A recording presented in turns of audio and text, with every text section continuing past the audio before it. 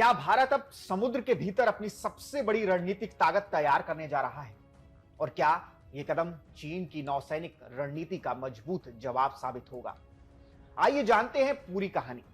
भारत जल्द ही अपने पहले डेडिकेटेड न्यूक्लियर सबमरीन बेस को ऑपरेशनल करने की दिशा में तेजी से आगे बढ़ रहा है। यह बेस आंध्र प्रदेश के रामबिल्ली क्षेत्र में विकसित किया जा रहा है, जो विशाखापट्टनम के दक्षिण के में स्थित है। सुरक्षा कारणों से इसकी सटीक संरचना और व्यवस्था सार्वजनिक नहीं की जा सकती, लेकिन उपलब्ध रिपोर्ट्स के अनुसार इसे 2026 के अंत तक चालू किए जाने की संभावना जताई जा रही है।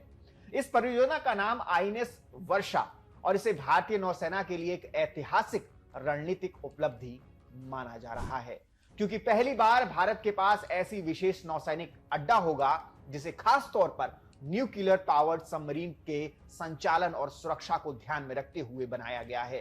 रिपोर्ट के मुताबिक यहां भारतीय नौसेना की Arihant class ballistic missile nuclear submarine यानी कि एसएसबीएन को तैनात किया जा सकता है। यह वही पनडुब्बी है जो परमाणु हथियार ले जाने में सक्षम होती है और भारत की न्यूक्लियर डिटरेंस यानी कि परमाणु प्रतिरोधक क्षमता का सबसे महत्वपूर्ण हिस्सा मानी जाती है। यही नहीं, भविष्य में भारतीय नौसेना में शामिल होने वाली न्यूक्लियर अटैक सबमरीन जिन्हें एसएसएन कहा जाता है, उनके लिए भी आईएनएस वर्षा एक प्रमुख बेस बन सकता है। लेकिन आईएनएस वर्षा को खास बनाती है इसकी सबसे बड़ी ताकत, इसका अंडरग्राउंड इंफ्रास्ट्रक्चर। इस पूरे बेस को पूर्वी घाट की पहाड़ियों के भीतर इस तरह विकसित किया गया है कि इसकी कई महत्वपूर्ण सुविधाएं जमीन के नीचे सुरक्षित रहें। यहां विशाल अंडरग्राउंड सबमरीन पैन यानी ऐसे सुरक्षित शेल्टर बनाए जा रहे हैं जहां पनडुब्बियों को पूरी तरह छिपा कर रखा जा सकता है।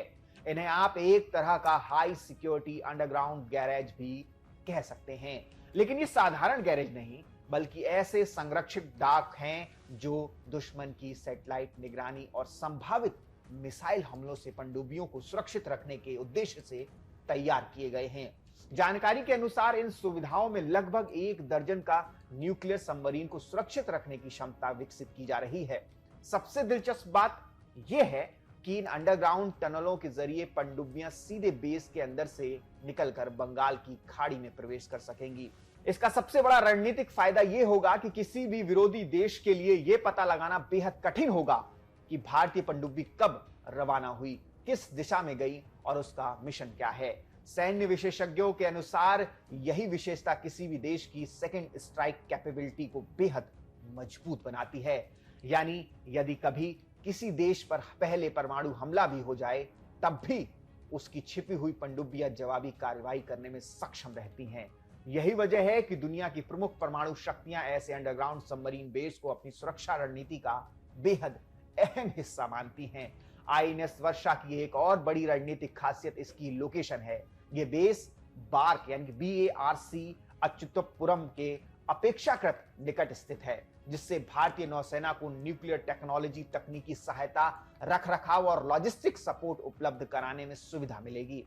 इससे भविष्य में न्यूक्लियर सबमरीन बेड़े का संचालन और अधिक प्रभावी बनाया जा सकता है। अगर चीन की बात करें तो उसने भी हैनान द्वीप पर इसी तरह का अत्याधुनिक अंडरग्राउंड सबमरीन बेस विकसित किया है, जहां उसकी न्यूक्लियर पनडुब्बियां बिना बाहरी निगरानी के आए दिन सीधे समुद्र में ऑपरेशन के लिए निकल सकती हैं।